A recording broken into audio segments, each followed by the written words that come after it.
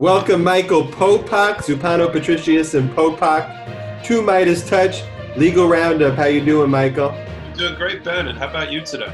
Look, I'm doing great. And look what's changed since the first Legal Roundup. I mean, MeidasTouch is getting pretty official. We got a video out there that has almost 1 million views.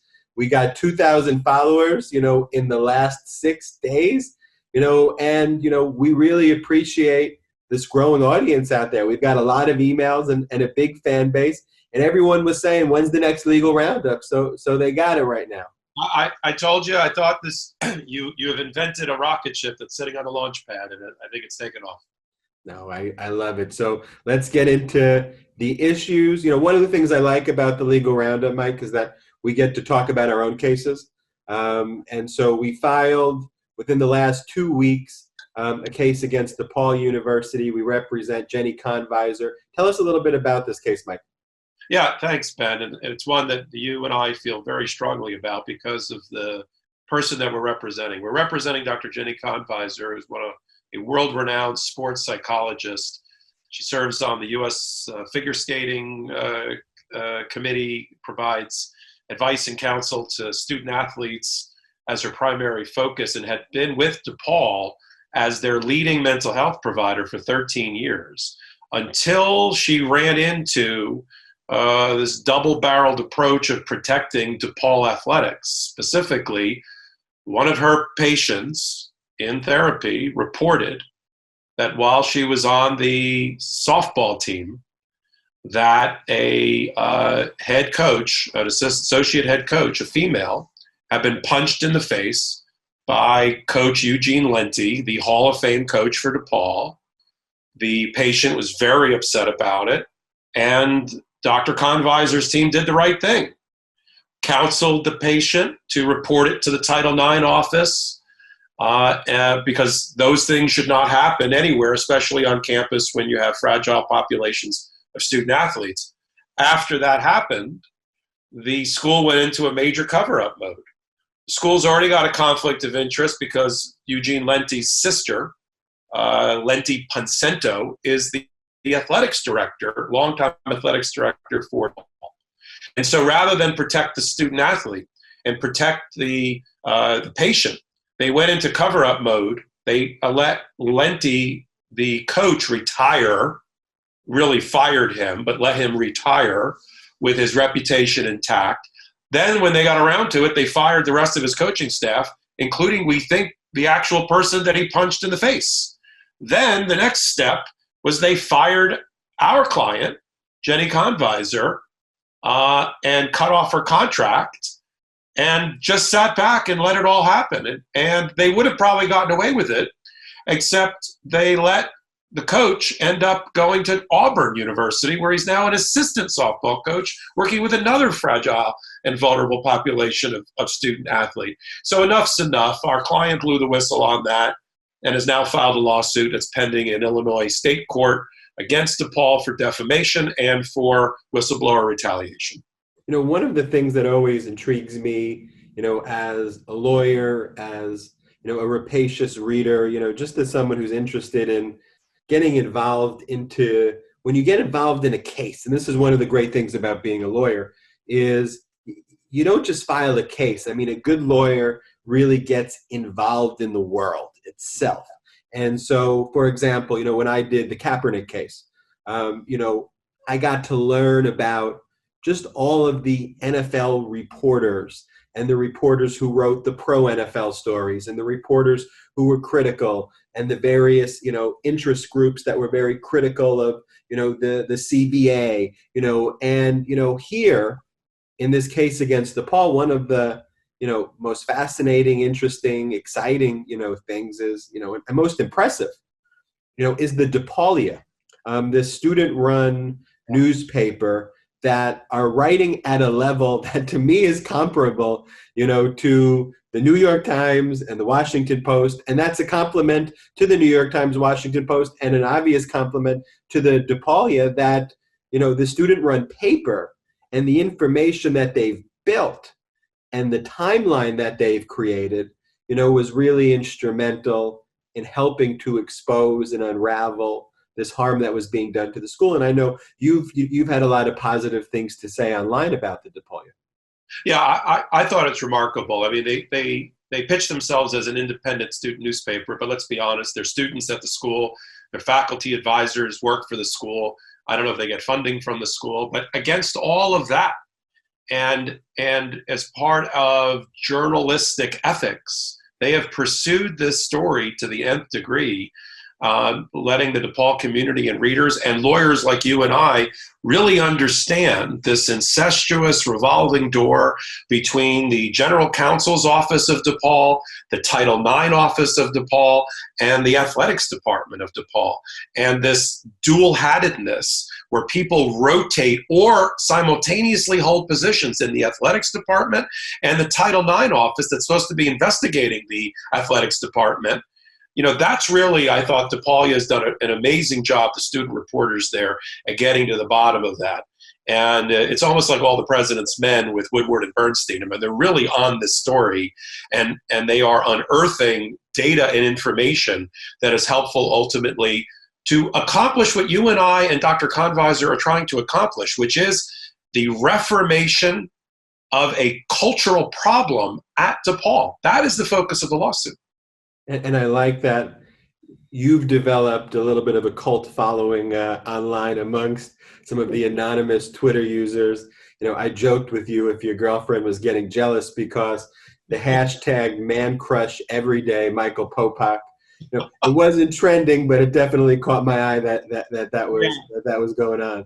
Yeah, the Twitter universe is an interesting place. It's one that supports what we do. I, on a non-joking point, I thought the most amazing thing by reading all of the Twitter stories and Twitter comments that came out after our lawsuit was filed was that it wasn't by and large in favor of Jenny Konviser and what she's doing. It was almost 100% in her favor. Everybody's reaction, and I'm being, summarizing it, was the following. Of course Eugene Lenti did these terrible things. We've been saying it for years. Of course his sister, the athletics department director, has been covering it up. And of course DePaul let it happen under their noses. We need to get to the bottom of it. And it's not just the average Twitter commenter. It's sports reporters in Chicago who are also affiliated with DePaul, who are aghast at DePaul's response to this, which was virtually zero. Their response to the news breaking about this story, which goes to the fundamental heart of their university and culture, was effectively, we got the lawsuit, we don't comment. Really? That's the best you can do with the bombshell allegations that are in this 40-page lawsuit? Yeah, and speaking about bombshells, I want to switch gears here for a second. I want to give you my bombshell theory right now on President Donald Trump. I think that Donald Trump, hear me out, doesn't realize that he's actually the president of the United States. I think that Donald Trump believes that he is playing the part of the president of the United States in his mind in a movie, and that all of the humans that he sees are just extras in the Donald Trump show. That's my theory. Because how else can you treat people so horribly unless you legitimately just view your population as extras? And how can you go on a stage like he did yesterday and start floating these bizarre, untrue, ridiculous scientific theories that maybe you would talk about as a second grade when you were just learning about science to begin with? But he's standing there addressing the nation and talking about because disinfectant can kill germs and bacteria, that maybe we should inject ourselves with disinfectant, or that we should put light through our skin. You mean, Mommy, why can't I drink the Lysol? You mean that one? Yeah, and that's why we kid-proof medications and disinfectants and things like that. I mean, seriously, do we need to kid-proof the executive branch of the United States government? I think we do. You're making it interesting. You're making it in a funny way, but you're making an interesting point. I mean, there is more commentary about exercising the 25th Amendment to remove the president than really at any time I'd ever seen, other than during the impeachment. And you not only have him spouting all of these bizarre things to the point where the Lysol company had to put on their website today a warning that their product should not be ingested, should not be drank. I mean, that's crazy talk. Yeah. But the comment that he made during the lockdowns, where he tweeted in favor of liberating, using the term liberating Michigan, liberating Minnesota, liberating Virginia, and then he threw in the extra, and your Second Amendment rights, a call to arms by the president, is, if you read the literal definition of sedition, which is a crime of creating revolt or disturbance or violence, or the unlawful overthrow or rejection of civil order. In this case, the governors of each of those states, which ordered social distancing or lockdowns. Who all happen to be Democrats. All happen to be Democrats, correct. And he's fighting for his life in these states come election time. And he thought it was appropriate from his bully pulpit to tweet the dog whistle language of liberation of each of these states and reference the Second Amendment. And so what did that do? What did that dog whistle do?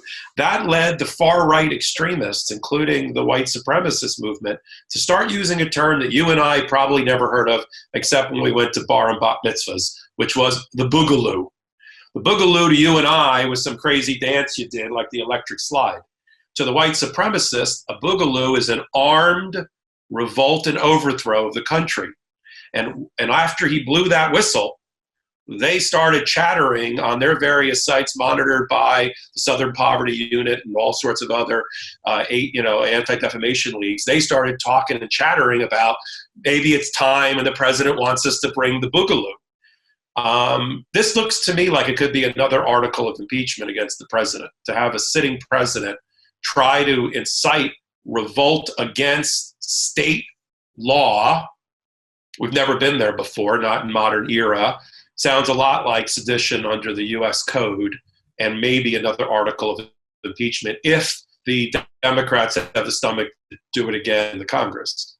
And one of the more bizarre episodes, though, of this whole thing is then you have Governor Kemp in Georgia, who follows the advice of Trump, and believes he's liberating his state so that they could liberate themselves and all catch the coronavirus. He opens up barbershops and gyms, and basically he targets the places where you can't possibly social distance. And he thinks he's doing Trump a solid. He thinks that, and by the way, the reporting, which seems to be good reporting, is that he spoke with Trump and Pence before announcing he was going to reopen Georgia, and they were like, cool. And it doesn't shock me that they would say cool, because they were telling people to do it. They were saying liberate and open your state. So Governor Kemp opens up Georgia, makes this announcement. Obviously what happens is Dr. Birx or Dr. Fauci go to Trump and say, you can't have the guy open up gyms. Everyone's going to die. And guess what? I know you want to ban all immigrants from coming into the country, but guess what? Immigrants aren't the carriers. People are the carriers. And the people from Atlanta and all around the surrounding Atlanta and Georgia and the greater Georgia area, guess what? They can go into the other states and infect everyone else with coronavirus, and no one's going to be able, to open up. So Trump does the press conference, and he wags his finger at Governor Kemp and says, I'm incredibly disappointed in this guy. And Governor Kemp's like, what the hell do you want me to do? You told me to do it. I heard Trump say it was a dangerous experiment that we're going to watch closely. I mean, that just sums up Trump. It's why, the 25th Amendment, which you mentioned, is, I guess, the kid-proofing in the Constitution. When the checks and balances don't work, you have this amendment. If you have someone who legitimately isn't of the mental fitness to hold the office, you hope that your senators and congressmen and politicians have the fortitude to invoke it. Unfortunately, We've got, Governor Cuomo calls him Grim Reaper Mitch, who wants to bankrupt states, in charge. And, look, Trump's done a lot of damage. I mean, but we know he's crazy now. I mean, there's a level of evilness, though, in my view, in Grim Reaper Mitch that is, I don't know what Grim Reaper Mitch's end game is here. Is the end game just to pick the most evil side of every issue and just lean in on it because he can't even look at himself in the mirror because he's so ugly? Like, I want to get Freudian to determine what is Grim Reaper Mitch's issue. This is a major payback for growing up looking like a turtle. I mean, what is it? Yeah, that I can't answer, but I can tell you the 25th Amendment. Look, the cabinet could exercise it too. There was talk about doing it. Certain members of Congress have come out about it, but the reality is they're probably just going to let this thing roll out till the elections and let the people vote him out if that's their will. So another issue that's been front and center on my mind, I guess, is I got sued this week. My law firm got sued this week. I woke up and my phone started buzzing and I got a number of inquiries asking me to respond. And I was told that my law firm's insurance carrier, who we've been paying premiums to, exorbitant premiums to, for business interruption, my own insurance, sued me and my partner Mark and our law firm to prevent us from invoking our rights under the policy to recover for business disruption. Now, you and I had talked about this a few episodes ago, and the insurance carriers are saying that the pandemic does not constitute a physical injury to a premises, and therefore, even though you've paid us premiums for all of these years, when your business is actually interrupted by something, we get to keep all that money that you gave us for the time when you needed it. And we're not going to give you, forget all of it back, any piece of it back to cover you in your time of need, which is the most ridiculous thing in the world. Because why do you pay, why do you pay for insurance? I'm not paying someone just to steal my money. I'm paying them for a time of need. But I guess the silver lining in this all is that we've been contacted by more small businesses now than ever. And everybody wants to sue the shit out of this company, Travelers, because they're all going through this issue. So Travelers' goal, I don't know what they thought, sue me and Mark so that would intimidate all the other small businesses not to file lawsuits against them. I mean, it totally backfired. Yeah, listen, I thought it was remarkable that they would be that aggressive to, one, defend a policy, so to speak, of not paying out on their business interruption insurance, citing some sort of either pandemic exception or interpretation of their, the fine language, fine print of their insurance agreement, but to go even further and sue personally the insureds who have brought the case against them seems, beyond the pale. This is going to be over soon, and companies like Travelers are going to have to continue to operate, and I don't know how they're going to do it when their reputation is that they sue the insureds themselves who have paid hundreds of thousands, if not millions of dollars worth of insurance premiums to date. And your firm is handling a number of really serious cases. There's a number of cases that have been brought in Florida as well by major plaintiffs' law firms there. And this will be the one remnant of the pandemic, is this type of lawsuit to make people do what they contractually are obligated to do. And your law firm is forced to not only bring a case against them, but now defend yourselves. I guess Travelers' thought is, well, if we sue enough of the Geragos and Geragoses and Bens of the world, they'll go away. It's extend and pretend. But that's not going to happen here with your firm, and I'm sure you'll get that counterclaim or that suit dispatched pretty quickly. Yeah, and look, it just so happens to coincide with their earnings call, at which point the CEO wanted to, go on and basically say, look, we're taking the offensive, even though, we have all these potential liabilities, look what we're doing.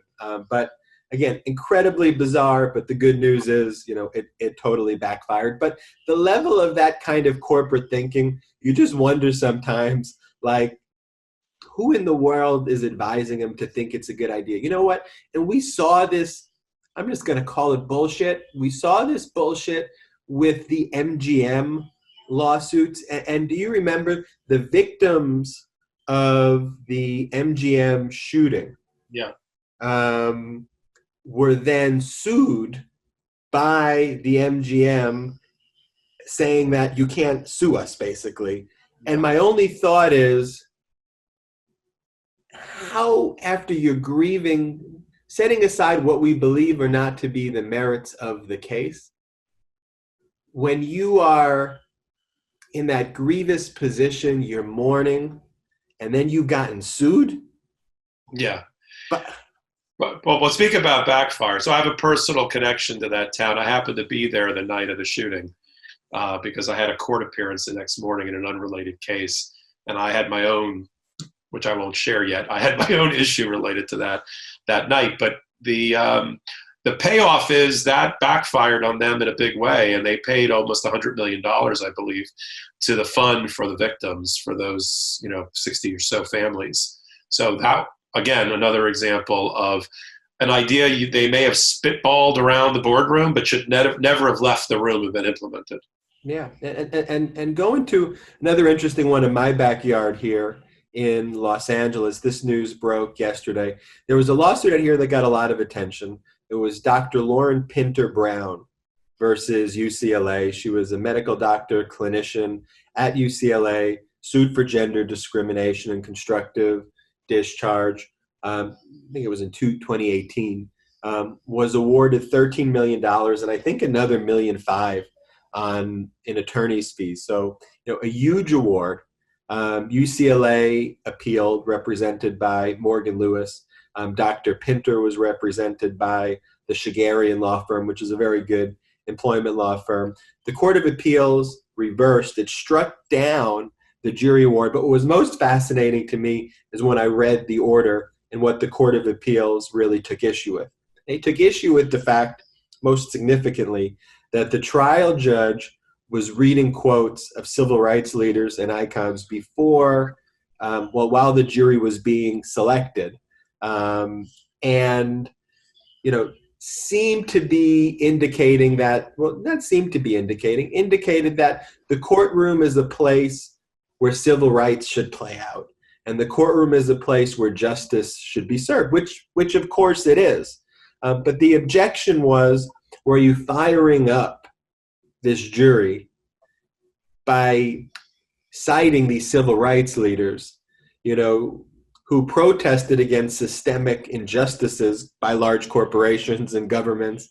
And were you already creating a bias that the jury is saying, you know what, that institution, we're going to hit him with the big jury award? And the Court of Appeals said, Judge, you can't show the jury these videos of Martin Luther King and other civil rights icons during jury selection, and that caused unfair bias. So, that lawyer and that client who were celebrating this big victory together, were just found out yesterday that they got to start all over again. You and I talked about it a bit offline. As a trial lawyer, and I've done both plaintiffs and defense work, I would have found it shocking to have sat in the courtroom and had that judge instruct the jury that way prior to their deliberation. Was it prior to deliberation, or was it at the time that they were selected and paneled as a jury? It was right around the deliberation when all the jurors came in and they sat there, the video, right. Video played. Right. The sad part is that the judge didn't need to do that. And it sounds like from the evidence and how it's reported in the decision that you and I read, I'm pretty sure that the doctor would have won anyway and would have gotten that amount of money. But the Court of Appeals, I think, was rightly concerned that the judge had sort of put a little bit of his hand on the scale against UCLA or the UCLAs of the world.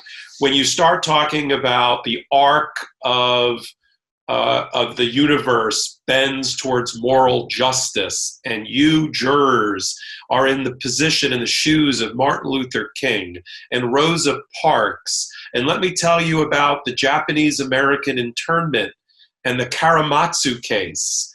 And he gave a civics lesson, but primarily through the eyes of the disenfranchised and the vulnerable and the victim, which frankly, in that courtroom, that's more of the plaintiff's side than it is the defense side. So in that case, I think the judge, I think they did it with good intention, but I think inadvertently put their fat finger on the scale in the wrong direction right at the moment when the jury was about to be set off to deliberate. So their minds are very vulnerable at that moment anyway. The decision and deliberating is already weighing on them. They don't need the judge to basically tell them, plaintiff. And I think they are going to have to do the case again. And I think if they put the evidence on that way and they leave out that instruction, the evidence will weigh in the plaintiff's favor. But we shouldn't have to figure out whether the jury was influenced or not by a civics lesson impromptu by this judge. And the really weird thing is, the judge has been on the bench for a while. This can't be the first time that they've tried to. No, I think he does it. I think he does it in front of every jury. I think he's always done this. And I'm wondering, why haven't I ever tried a case in front of this judge? This sounds like a shtick that's well oiled, and he even had like audio visual aids and he had like a film that went with it. I'm thinking, this isn't like, I've been in cases, and so have you, where the judge inadvertently goes a little too far in giving the jury instruction or deviates from the model language and uses just a word that's a little too pregnant with other meaning. This was like a whole, show and tell. It was a shtick. And he got called out on it. And in this case, in a plaintiff's employment case against a major institution on behalf of a female plaintiff, it just went too far. Yeah, and switching gears a little bit, Oliver Luck, the former CEO of the XFL, did XFL round 2. Now XFL, right? The funny thing, it's kind of funny. All of these leagues, when they try to establish their credibility, and it happened with, what was the other, and I already forgot its name. USFL was a long time ago. No, so what was the one that they tried like a year ago? The CFL or there's some other FL? Yeah, there was, right. I forget what it was. That's how irrelevant it is. They always try to use Kaepernick's name as part of their promotion. They want to say something about kneeling. They want to say something about, Kaepernick's salary demand. And they make stuff up. Kaepernick's salary demands exceeded anything we were willing to pay. And they think they'll get a headline by doing it. But what always happens is, once these organizations just inevitably go bankrupt, they only prove we were right for not doing anything with them because they have no business plan. They're bankrupt organizations, and they're inevitably, ready to fail. And that was the case with whatever the last one was, this XFL. And then they end up suing each other. This XFL declared bankruptcy, and now you have the CEO. Look, it's a heavily redacted lawsuit, but he claims he was owed about $20 million. Yeah. You got Vince McMahon, who's a Trump crony, who, which means he's cheap. And he's never going to try to pay money that he legitimately owes people. And so we've got this legal dispute now between Luck, be the XFL. Yeah, listen, I thought, I looked at the same complaint, did some research on it. I thought it was fascinating. First of all, we thought something was wrong when they got on that conference call and announced that they were going bankrupt and everybody was going to be fired, that Luck wasn't on the call. And the reason Luck wasn't on the call was he was fired the day before. Now, the genius stroke in this, I believe, is his lawyers. His lawyers mindful of just what you just said, which is these leagues' half-life is not very long. This one went 5 games, into a season. And it probably would have folded with or without the pandemic anyway. Knowing that, and knowing this that Luck was negotiating for a $20 to $25 million contract, they had Vince McMahon himself personally guarantee, as a guarantee of performance and payment, the employment contract, including the amount of the employment contract. So why is that important? Because Vince McMahon didn't file for bankruptcy. The Alpha Entertainment Group, which owns the XFL, filed for bankruptcy in Delaware. So they were smart because they said, well, a contract between me and Alpha or the XFL is not worth the paper it's written on, because they could go bankrupt tomorrow. In fact, they went bankrupt 5 days later, 5 games later. So they Luck's lawyers ran into Connecticut court and said, we're not subject to the bankruptcy because we're not suing the Alpha Group, or we're suing McMahon personally here in Connecticut in the appropriate fora in federal court.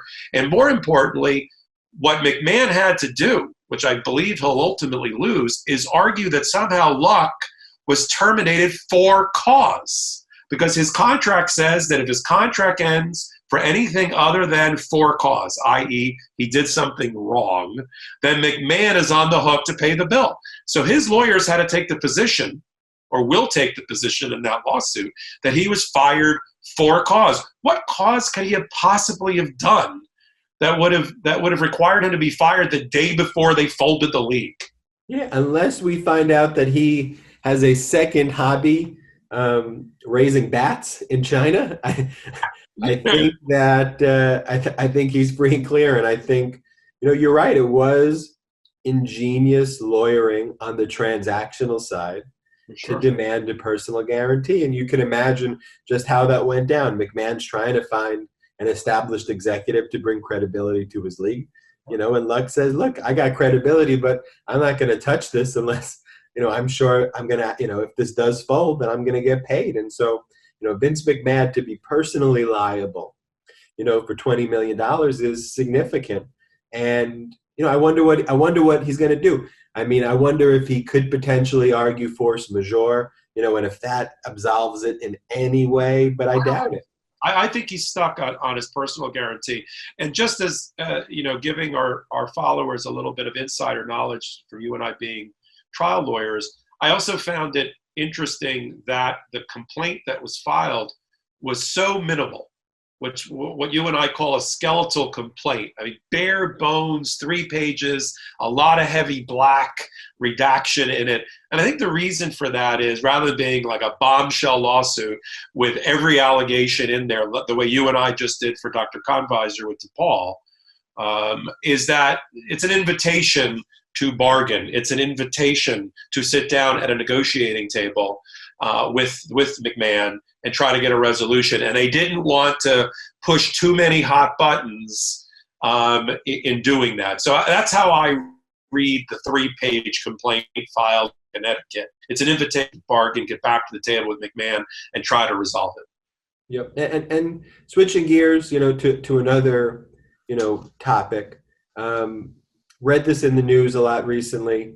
You have a lot of these loans based on these billion-dollar care packages that the Senate and Congress approved and the president signed. Was supposed to find its way to small business, supposed to find its way into the hands of people. And increasingly, what we're seeing, since the money flows from the government to the banks to business, are the banks prioritizing and giving essentially concierge service to the larger businesses, the people who they have pre-existing banking relationships with, which is adversely impacting the mom and pop shops, the small businesses that don't have, these deeply embedded tentacles in these large, banking institutions. And so what's happening is that these larger businesses with more established relationships are going to the front of the line. Like in the last tranche of money, the money ran out, and a lot of mom and pop shops and a lot of small businesses couldn't even get the money. They couldn't even get callbacks, while the more established businesses and some businesses who weren't even supposed to get the money, were put at the top of the list and given this money. So, I guess one question is, do you think there's, legal liability here? And I guess 2 is, what can you be doing, as a small business? Yeah, that's a good observation and a very important point that you're making, Ben. So the Paycheck Protection Plan, the what's been called the P3, which was the $350 billion part of the first stimulus package, was really supposed to go to small and mid-sized businesses to have them retain their workers and not lay them off for the 2 or 3 month period following obtaining the loan. Unfortunately, what happened is what you described. Here in New York, companies like the Ruth's Chris Steakhouse and Shake Shack and other well-financed restaurant groups got to the front of the line through their private banker at their major banking institution like Chase or Bank of America or Wells Fargo. Chase, for instance, has administered $14 billion of the almost more than 5% of the total went through Chase. And what Chase did, because the government let them do it, because they threw these regulations together so quickly, is yes, you got the application from the Small Business Administration website, but you had to go to your local bank. And there, the banks imposed all sorts of other additional regulations, additional requirements, additional paperwork that the government had said they were not going to require. So what did that mean? That meant the bodega on my corner who applied and Ruth's Chris who applied, the steakhouse, guess who got the money first? The steakhouse got the money first. And it wouldn't have mattered if there was enough money to go around. But this was literally a zero-sum game. When that window came down and $350 billion was exhausted, that was it. If you did not get your money funded, your loan funded, by the time the money ran out, even if you were in line, you were out. So where you were in line and how the banks, as you said, use concierge practice, private banking practices to put their best clients in the front of the line, that's the nature of the lawsuit. And I think the class action suits that have been brought against Chase and Wells Fargo and Bank of America will ultimately succeed because the banks, using their own best interest to give the largest loans out first, so they would make the most fees related to those large loans. So I'd rather, as a banker, loan $5 million or $10 million to Ruth's Chris than $100,000 to Bob's Bodega, because I'm going to make a considerable amount of more money on fees. But that is not the intention, and I think they've crossed the line, and that's probably a very good class action suit. Yeah, and one of the things that causes me some concern is there was one district court ruling recently, and I forget where, that says there's no private cause of action that was written into the PPP and the CARES Act, meaning that Congress did not provide an expressed right to sue for violations or fraud or anything that takes place in connection with. By the way, I think it's wrong because just as just even if there's no expressed, there can be, an implied, and obviously, I think there's clearly an implied. And then I also think what happened with a lot of these smaller companies is, in many ways, they were fraudulently induced. They got the initial call, and then some connection was made, and then ultimately they were put to the bottom of the line, fraudulently or negligently. So to me, it doesn't even have to be directly brought to me under the PPP per se, but it could be brought under traditional unfair business practice claims and others. That's what I think it's going to be. It's going to be the torts of unfair business practice. Look, the banks are great at doing this, at maximizing profits at the expense of their customers. Years ago, there was a series of successful class actions about how banks processed checks in order to maximize bounce check fees. And just the way that they did it, by putting the largest ones first as opposed to first in and first out, led to customers getting nailed with tremendous bounce check fees. They're doing the same thing here. They're lining up and they're putting in a bucket when they weren't supposed to. It was supposed to be first come, first serve for the money. Once they blew the whistle that the program was open, first in, first out. That's what the Treasury Secretary said, and that's what the government said. Problem is, on the street, it wasn't that. It was first in, Let me see how big your loan is. Do you have an existing banking relationship with us? Let me ask for some more paperwork that's not required. Oh, I'm sorry, you can't get funded. That's what happened. And that, I think, is the grounds for a decent lawsuit. Yeah, and then speaking finally of banks, a bombshell report this morning from Politico. Trump owes tens of millions of dollars to the Bank of China, and the loan is due soon. Trump calls China China and says that he's the toughest on China and that Biden would be in bed with China.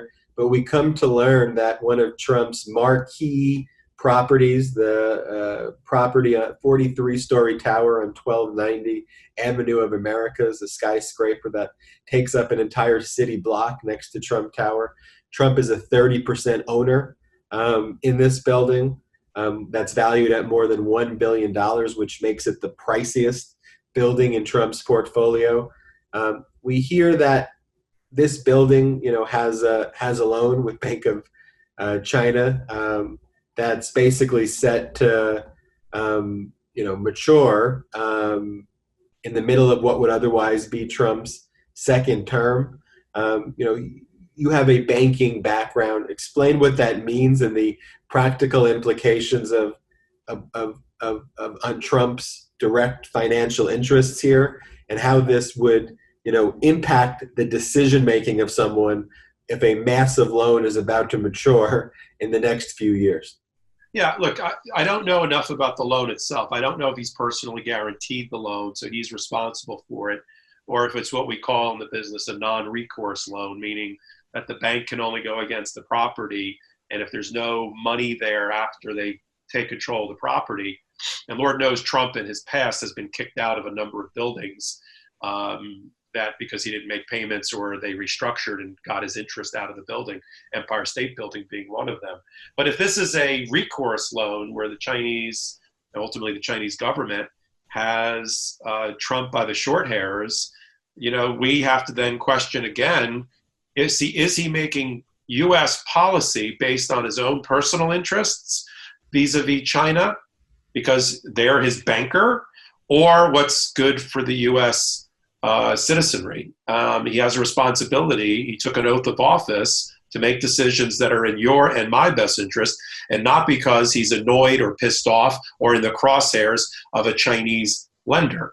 Between now and then, I assume that when the economy of the world returns, he and his lawyers are going to try to negotiate out a resolution of that debt, probably push the maturity date, which is the date the loan is due, out further, maybe either refinance it or push the loan out further so he doesn't have to face that now. But it calls, when our president went into office and he didn't really put any of his holdings into a blind trust and allowed his children to run it, but with his direction, and to profit from it while he was in office, the impact of that under the Constitution, we already know, that's the emoluments clause. But here you're asking a bigger question, which is we have a president who may be brought to his knees by a foreign power related to his financial interests and business interests. And then what? What's our recourse?